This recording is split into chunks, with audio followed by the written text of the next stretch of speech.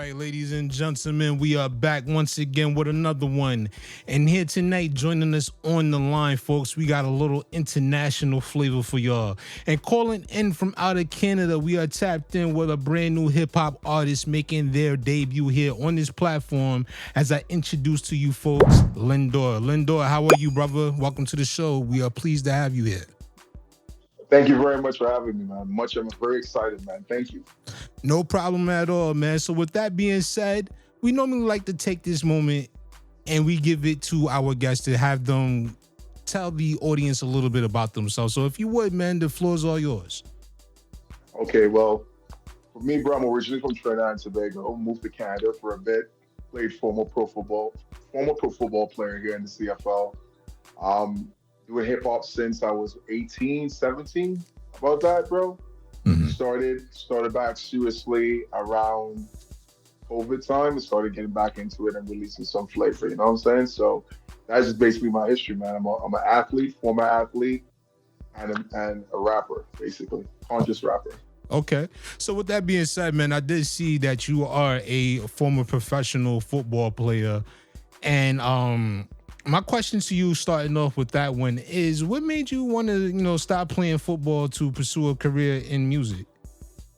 Oh man, music has always been in my life, man. Even when I played pro football, it was always been there. I started recording when I was like about what 18, 19, and then when I started getting into sports, I put it down for a bit. I started playing basketball in college, and then from there, coach snatched me and put me on a plane and put me on a football field, and the rest was history. Mm-hmm. So me getting back into music was just a matter of, I guess, destiny, if you want to put it that way. So I started back recording around COVID time and just kept going, kept just pushing work. Mm-hmm. Absolutely, man. Hey, man, you know what? I've taken up so much of your time, but yo, this conversation has been so good that I'm like, yo, we could just continue on for hours just talking right now. But you know what? We definitely had to do this again, man. But I want to say thank you, first of all, for coming on to the show, man. Because like I said, like, it's just always dope to connect with other creators.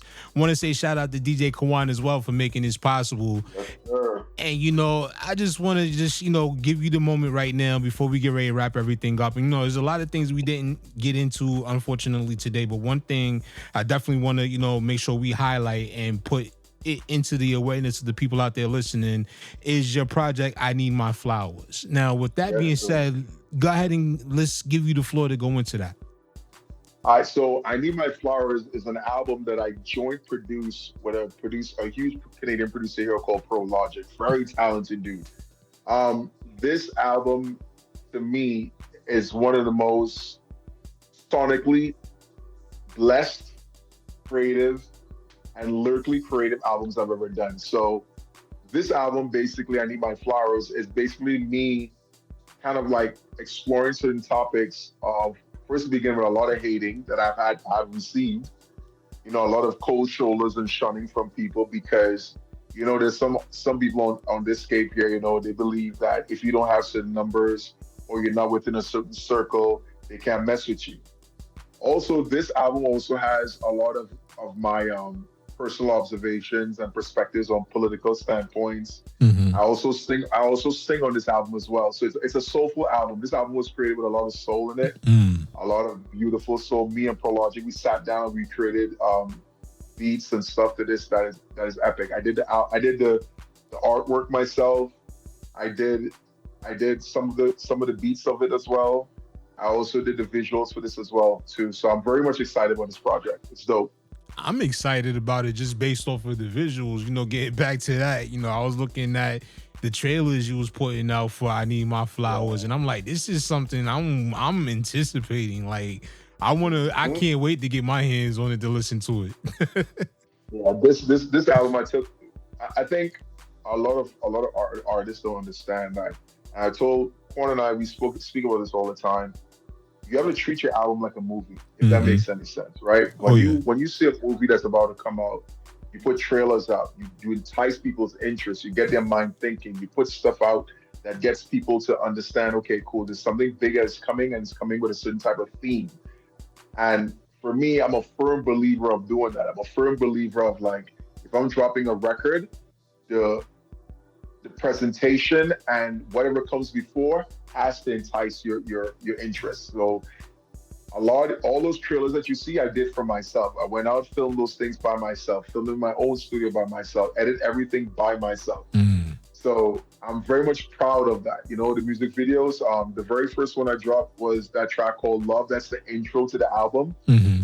Filmed and shot that myself too, as well. So you know what I mean. So edit everything myself. So I'm very hands on when it comes to my projects. Very Mm-hmm. much so.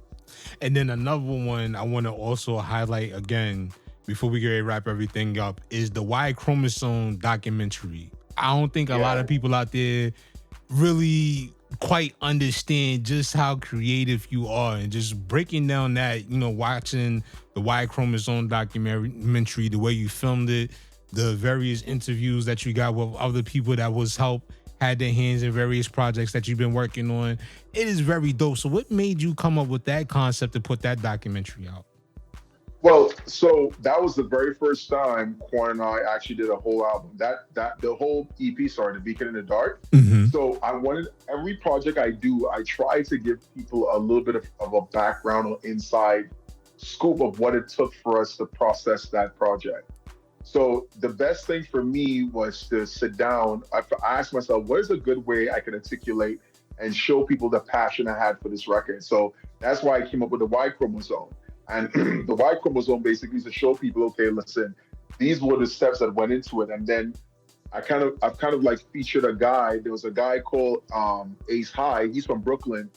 I never even met him before, but Ace was one of the first people who bought that record. He bought it, and Mm. he actually left a comment on my Bandcamp about it. He was like, "Yo, one to six is fire. Whole project is heat." So what I did, I incorporated him into that thing because I wanted to get his view about how he felt about that whole project, and also give him some shine as well. Okay, he's a dope artist as well too. Mm-hmm. So Y chromosome is that. I wanted to show people the progress, the progression, what it took for us to do it, the steps we took, and also the feedback that we got from it. And I think a lot of artists need to start, I think we need to start doing that a little bit more, especially in this day and age where everything is online now and everyone does everything on their cell phones. So you want it to be easy where they can just tap on it, look at it, and get all the information they need. So that's why I did that Y chromosome thing. Mm. I got that whole idea from Uncle John, the rapper Uncle John. Yeah. He did that when he did a EP or album with a guy called Cash. Blood is sweeter than honey, or honey is sweeter than blood, something like that. And they did a whole background, small 5-part documentary of the progress and the producer and him and Damien, the producer, and everyone, how they put together everything. So that was just kind of like my way of doing that, showing people, the progress and how everything came together and the effect it had on certain people. Mm. That's dope, man. And one last question I want to ask you before, we go ahead and sign off. I want to ask you, when it's all said and done, what do you want the people to say about Len-Dor? Not only the artist, but Len-Dor the man, Len-Dor the creative. What do you want the people to say when you decide finally that you want to hang it up? What lasting impression and legacy do you wish to leave?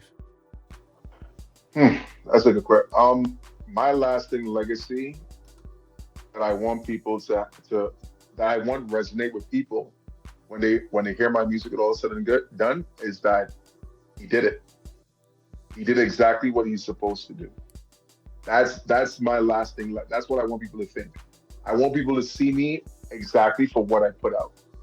I think that's key. I think that's key. Being able to be, you know, associated with what you put out is very important to me, because that's your integrity. That's your integrity. What you put out there is your integrity.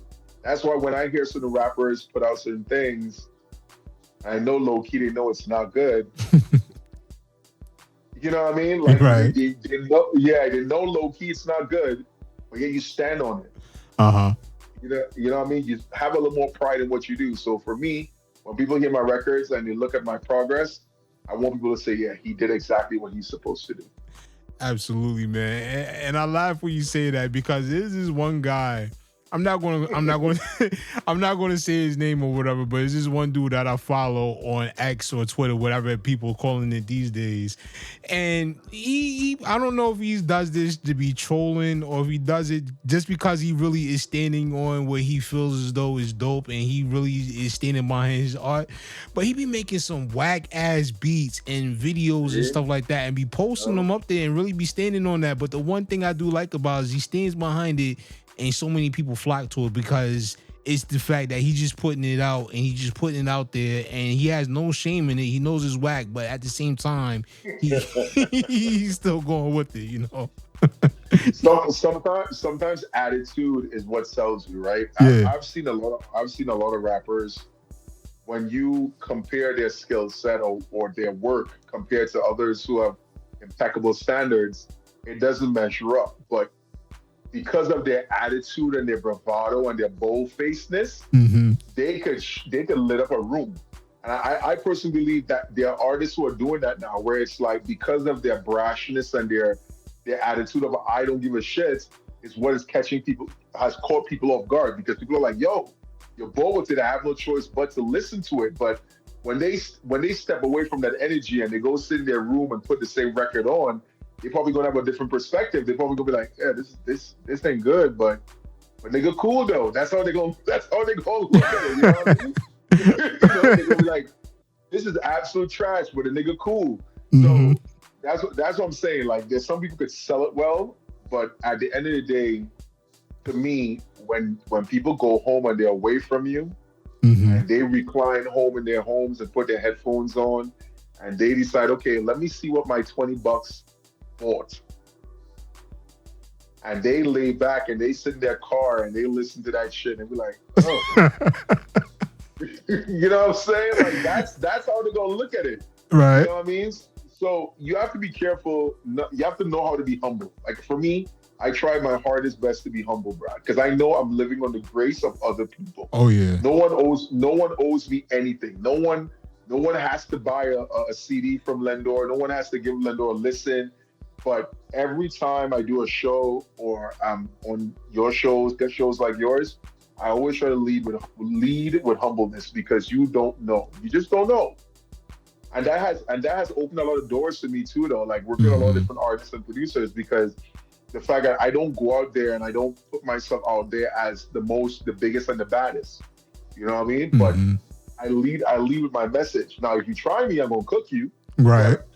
But but the thing is, try to lead with that humility. You know, humility opens a lot of doors. You know what I mean? You don't have to go with that bravado. Like I've seen a lot of rappers here. Like I've seen their work on video, and then when you go to shows and see them open shows, you got to realize a lot of them can't perform.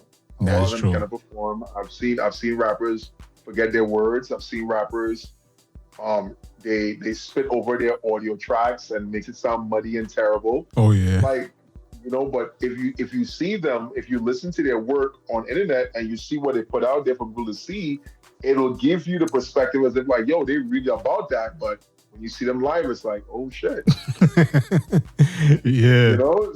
So that's for me, being humble is very important to me. Like I don't go in there and open my mouth up and act as if like I'm the illest and the craziest. But I guess some guys could win with that. They could bluff their way to anything, and then when the money is spent and people go home and listen to your shit, they realize you're not even worth another 20. So they're not gonna mess with you. You That know? is true. But I want to say to you, man, Len-Dor, man, it has definitely been a pleasure having you here Thank on the you, man. show tonight, man. I definitely enjoyed this conversation. Probably was one of the best conversations I've had so far, 2025, man. And Same here, man. yeah, Same no here. doubt, man. And with that being said, for anybody out there that's looking to get in contact with you, that wants to hear more of your music, that wants to reach out to you to work with you in any other way, how can they make that possible? Oh, you can get me on my Bandcamp, Lendor, len-dor.bandcamp.com. You can get me on Instagram, len_dor13. You can get me on Facebook at Lendor on Facebook as well. You can find me, man. You can get me anywhere you want, bro. I'm on X there as well, DOR under dash LEN. Len, you can get me anywhere you want, bro. I'm everywhere. You can even Google me. All my shit will pull up. So You know what I mean? Whatever, whatever, however, whenever. No doubt about that, man. And for everybody else, I want to say once again, Len-Dor, thank you for taking the time to come up here, chop it up with us, man. I'm pretty sure a lot of people out there that's listening right now really enjoyed this conversation just as much as I have.